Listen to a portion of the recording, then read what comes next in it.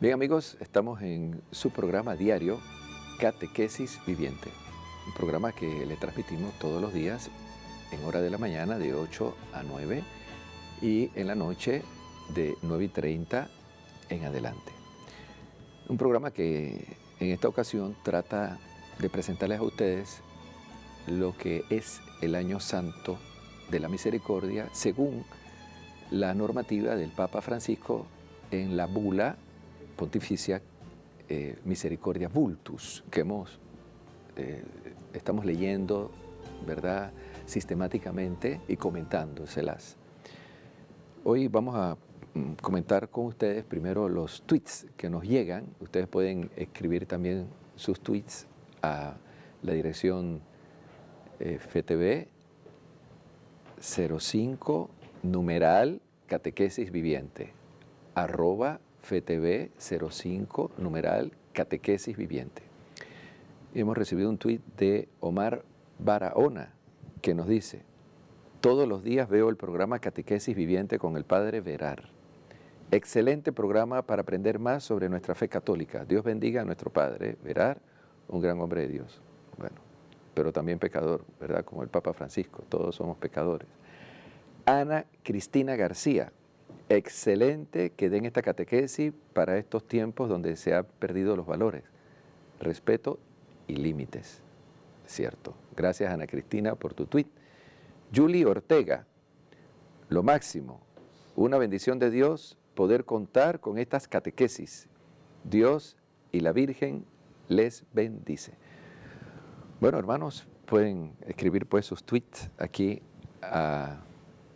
aquí está en pantalla, nuevamente la dirección, @FTV05, numeral catequesis viviente. Y entonces, estamos en el número, y yo creo que todos ustedes, amigos televidentes, deben contar con esta bula, ¿verdad? Estamos estudiando el número 8 de la bula Misericordia Vultus. Y en el número 8, dice el Papa Francisco: lo que movía a Jesús en todas las circunstancias no era sino la misericordia, con la cual leía el corazón de los interlocutores y respondía a sus necesidades más reales. Entonces, bonito porque Jesús tenía el carisma de penetrar en la conciencia de sus interlocutores. Un carisma que también conocemos en la historia de la Iglesia, que Jesús se lo ha dado a algunos santos como San Juan Bosco, Padre Pío de Pietrelcina, Santa Margarita María Alacoque, también algunas otras santas y religiosas que vivieron en grado heroico la virtud cristiana, tuvieron ese don de penetrar las conciencias. Pero ese don de penetrar las conciencias, de leer la conciencia, de leer los sentimientos del corazón, vemos claramente en el Evangelio que Jesús, ¿verdad?, siempre le acompaña. O sea, no había necesidad de que alguien le presentara a Jesús su necesidad, porque Él sabía lo que había en cada hombre y lo sabe todavía hoy en el cielo. El mismo Cristo dice que no ha llegado la palabra a nuestra lengua cuando Dios ya la sabe toda, y que hasta los cabellos de nuestras cabezas están contados. Jesús conoce nuestras necesidades. Pero eso no significa que, como Él conoce nuestras necesidades, no debemos presentárselas. Una cosa es que Jesús conozca nuestras necesidades y otra, que como cristianos nosotros se las presentemos. Porque el mismo Cristo nos dice que nosotros tenemos que orar. Y en la oración nosotros presentamos nuestras necesidades. Dice el Señor: el que busca, encuentra. El que llama, se le abre. El que pide, recibe. Nosotros tenemos que pedir, a pesar de que el Padre y el mismo Cristo conocen nuestras necesidades.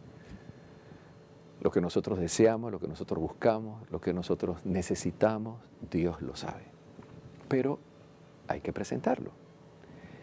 Y cuando se pide con insistencia, Y si la voluntad de Dios coincide con lo que estamos pidiendo, primero, y segundo, es para nuestro beneficio, Dios nos los da. Si lo que estamos pidiendo no va de acuerdo a la voluntad de Dios, por mucho que se lo pidamos, Dios no nos lo va a otorgar. Y segundo, si lo que estamos pidiendo no va de acuerdo a nuestra felicidad, no es para nuestro bien espiritual, tampoco Dios nos los va a dar. Hay personas, por ejemplo, muchas chicas y chicos hoy día que se enamoran de una persona y le piden a Dios que esa persona también se enamore de ellos y que puedan establecer un bonito noviazgo, un bonito matrimonio, y rezan y nada, y las cosas empeoran. Hombre, porque Dios sabe que si esa relación sigue adelante, no va a ser beneficiosa. Entonces, obviamente, lo que se está pidiendo en este momento, o en ese caso, ¿verdad?, no es para la felicidad de la persona, y por eso el mismo Dios no lo realiza. Entonces, cuando uno ora, uno tiene que buscar siempre la voluntad de Dios y preguntarse, ¿cuál es esa voluntad de Dios? Y pedir, ¿no? Esto nos lo enseña el mismo Cristo en el Padre Nuestro, que nosotros cuando pedimos debemos siempre buscar la voluntad de Dios. Ahora, en el Evangelio y en la catequesis que hoy nos ocupa, hay un caso en que Jesús responde a una necesidad de una persona afligida, una persona que está pasando por un momento duro, trágico. ¿Por qué? Porque primero ha perdido a su marido. Y ustedes saben, cuando una persona casada pierde a su marido o el marido pierde a su esposa, hay lo que llaman los psicólogos un desgarre de la personalidad, ¿no? Una herida profunda. Definitivamente las heridas, los traumas más profundos que uno puede tener siempre están relacionados con la muerte de un ser querido. Perder a un padre, perder a una madre, perder a un esposo, perder a una esposa es duro. Inclusive hay personas que frente a esa tragedia caen en depresión. Yo puedo decir, se entiende una depresión leve y transitoria, pero hay casos que, porque la persona no tiene una vida espiritual profunda, una persona que está lejos de Dios, no porque Dios la haya alejado, sino porque ella se ha alejado de Dios, no ora con frecuencia, no lee la Biblia, no asiste a la iglesia. Bueno, y cuando viene ese acontecimiento, la personalidad se desgarra de una manera tan profunda que puede caer en una depresión, inclusive juzgar a Dios, herirse, sentirse herida por el mismo Dios, y la hace inclusive apartarse más. Yo sé de personas que por la muerte de una madre, de un padre, de un esposo, de una esposa, de un hijo, quedan en depresión 3, 4, 5 años, una depresión profunda. Pero en realidad la depresión no viene por la muerte, la depresión viene por la reacción que se dio ante la muerte, no de la muerte en sí. Por eso, queridos amigos, uno tiene que cuidar la fe también, ¿no? Alimentar la fe. Porque cuando uno no cuida la fe, un acontecimiento doloroso puede ser ocasión para vivir episodios de depresión, de traumas profundos. Entonces, claro, frente a esto, uno tiene que también como cristiano darse cuenta que Dios no se queda con los brazos cruzados, ¿no? Dios siempre nos quiere ayudar a nosotros. Pero claro, una persona en depresión le cuesta más percibir la acción de Dios que una persona que está en su sano juicio, ¿no? Porque el mismo estado de la depresión le impide a la persona percibir la acción de Dios en su vida y en su memoria, por el mismo estado de la depresión. Por eso hay que tener cuidado con la depresión. La depresión es una enfermedad que puede venir por razones congénitas o por razones circunstanciales. Hay personas que son propensas a la depresión porque heredaron esa inclinación por los genes de sus padres. Pero también hay personas que caen en la depresión por una circunstancia que están viviendo. Problemas económicos, una enfermedad incurable, la muerte de un ser querido, por ejemplo, el divorcio, en fin, ¿no? Una catástrofe, perder la casa, por ejemplo, un terremoto, todo esto puede ser causa de depresión. Pero cuando uno ora como debe, frente a una desgracia, la misma fe lo hace a uno reaccionar de una manera distinta a aquel que no alimenta su fe. Ahora, ante una desgracia, Dios siempre actúa. Sea que uno alimente su fe o no la alimente, Dios nos tiende su mano. Y un ejemplo de eso, precisamente, es Jesucristo, ¿no? Porque Jesucristo es la encarnación de la misericordia de Dios. Es Dios viviente, encarnado entre nosotros. Dice el Papa Francisco en la bula, ¿verdad? Misericordia Vultus, lo que movía a Jesús en todas las circunstancias no era sino la misericordia, con lo cual leía el corazón de los interlocutores y respondía a sus necesidades más reales. Y ahora viene un ejemplo. Cuando encontró la viuda de Naín, que llevaba su único hijo al sepulcro, sintió gran compasión por el inmenso dolor de la madre en lágrimas y le devolvió a su hijo resucitándolo de la muerte. Y aquí aparece el texto de Lucas 7:15. Claro, un doble golpe. Porque esta mujer ha perdido a su marido. La persona que amaba, la persona a quien le entregó su vida, la persona con quien había establecido una familia y la persona que le dio a ella un hijo, ¿no? Y luego, años más tarde, pierde a su hijo. Doble golpe. Pierde a su marido, pierde a su hijo. Y el Evangelio nos presenta ahora la actitud de Jesús frente a esa mujer que pierde a su marido y luego pierde a su hijo. Dice aquí el Evangelio de Lucas capítulo 7. A continuación Jesús se dirigió a una ciudad llamada Naín, acompañado de los discípulos de un gran gentío. Justo cuando se acercaba a la puerta de la ciudad, claro, porque los cementerios en la época de Cristo, como también en la nuestra, no están en medio de la ciudad, están fuera de la ciudad, ¿no? Porque es un lugar también, según la mentalidad de los judíos, pues, de contaminación, ¿no? Legal, impureza. Entonces, sale la mujer con el gentío, sus amigas que la acompañan, y frente a esto, bueno, Jesús se detiene, ¿no? Ve este cuadro, este espectáculo. Sacan al muerto, hijo único de una viuda. Imagínense, no tenía más hijos, solo ese muchacho. La acompaña un grupo considerable de vecinos. Al verla, el Señor sintió compasión y le dijo, no llores. Esto es hermoso porque no fue la mujer que le pidió algo al Señor, ¿no? Sino que Jesús se lo ofreció. Jesús se compadeció de ella porque Jesús penetró en su conciencia y Jesús sabía el dolor que esta mujer tenía. Había perdido a su marido y ahora pierde a su hijo único. Se acercó, tocó el féretro, los portadores se detuvieron. Entonces Jesús le dijo al cadáver, muchacho, yo te lo ordeno, levántate. El muerto se incorporó y empezó a hablar. Jesús se le entregó a su madre. Todos quedaron sobrecogidos y daban gloria a Dios diciendo, un gran profeta ha surgido entre nosotros. Dios se ha ocupado de su pueblo. La noticia de lo que había hecho se divulgó por toda la región y por Judea. Bueno, Jesús se conmueve, se le conmueven sus entrañas.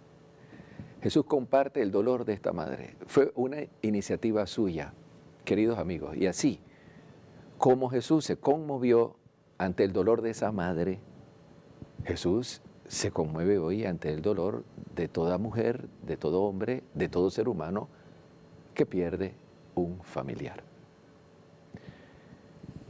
La muerte no deja siempre de ser un enigma para nosotros los seres humanos. Pero la muerte ha sido iluminada en la Sagrada Escritura por la revelación y ha sido iluminada también por las catequesis de nuestro Señor Jesucristo y por su ministerio, ¿no? Hay que recordar que en el Evangelio Jesús resucita a 3 muertos: el hijo de la viuda de Naín, Lázaro, que era también amigo de Jesús, y la hija de Jairo. Una nena, un nene y un hombre adulto que era amigo de Jesús. Pero además de esas 3 resurrecciones, que fueron acontecimientos históricos, hay otra resurrección que es la resurrección con R mayúscula, la propia resurrección de nuestro Señor Jesucristo, que a diferencia de la resurrección del hijo de la viuda de Naín, la hija de Jairo y de Lázaro, la resurrección de Jesús es un anticipo de nuestra propia resurrección, porque Jesús cuando resucita adquiere un cuerpo nuevo, un cuerpo glorioso. Y yo digo, en la película La Resurrección de Cristo es la única película que hasta ahora se ha hecho en la historia de la cinematografía que está fundamentada exclusivamente en el hecho de la resurrección. Entonces, en la misma película aparece Jesús que con su cuerpo histórico, glorioso, come con los discípulos, conversa con los discípulos, interactúa con los discípulos, sana a un enfermo, pero además desaparece. Y tiene esa facultad de aparecer y desaparecer, y de estar espiritualmente también en el corazón de quienes creen en Él. Esto primera vez que se lleva a la pantalla, primera vez un hecho así, ¿no? Y un hecho que obviamente la Sagrada Escritura nos lo presenta, ¿no?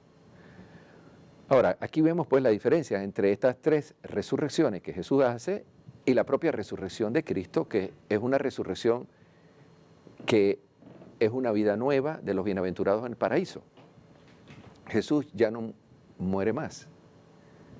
Ahora, el mensaje central, digamos, de nuestro Señor Jesucristo al respecto de la vida eterna está claro en el Evangelio, ¿no?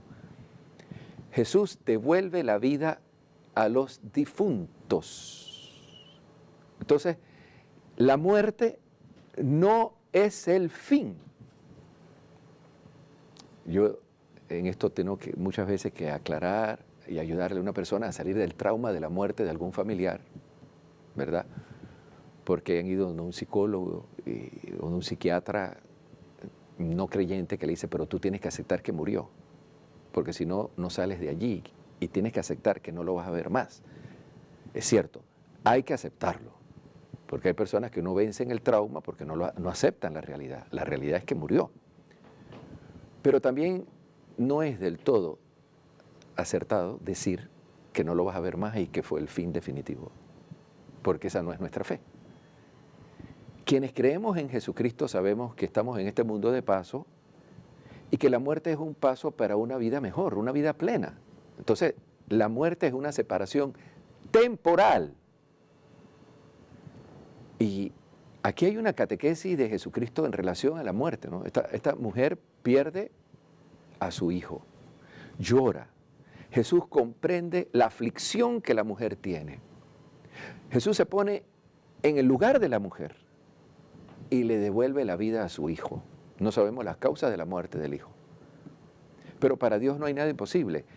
Jesús lo resucitó, pero Jesús también lo sanó de la enfermedad que le produjo la muerte.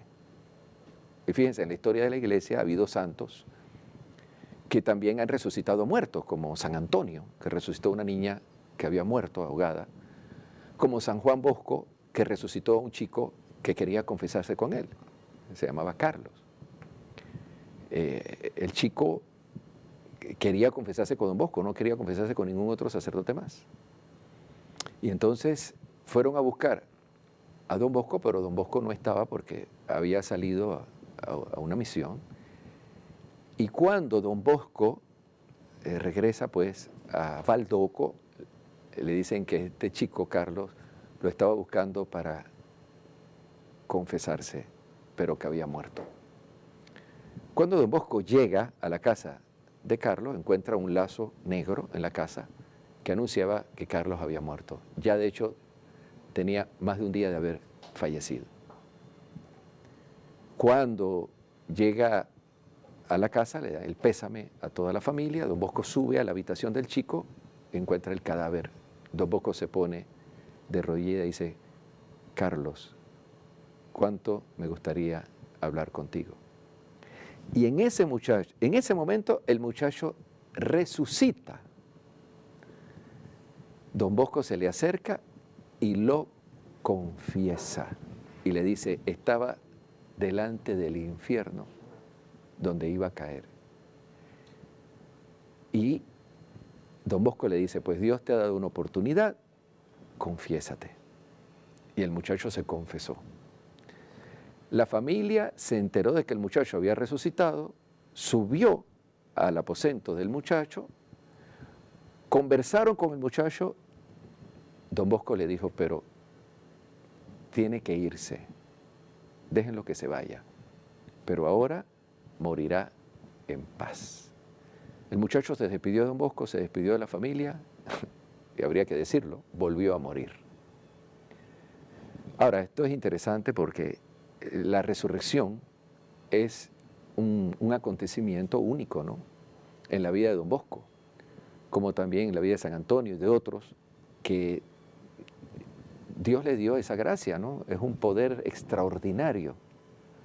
Ahora, ¿esto qué quiere decir? Que hay otra vida, que nosotros estamos en este mundo de paso, y que Jesucristo tiene el poder sobre los muertos, porque en realidad aquí el milagro no lo hizo Don Bosco, lo hizo Jesucristo a través de él. Pero esto es un signo de que la muerte no es el fin y que nos espera otra vida. Por otro lado, el signo también del amor y de la misericordia de Cristo. Un acontecimiento tan difícil como es la muerte desgarra la personalidad, pero Jesucristo sana esa herida con su amor, con su compasión, con su persona, con su ternura. Ustedes que han perdido a un ser querido, déjense consolar por el mismo Jesús y consideren que Jesús le devuelve la vida a aquellos que han creído en Él. Y si no creyeron en Él, por nuestras oraciones, por nuestros sacrificios, por nuestra penitencia, por nuestras indulgencias, Jesucristo le puede conceder la vida eterna. Vamos a un cambio y luego volvemos con ustedes.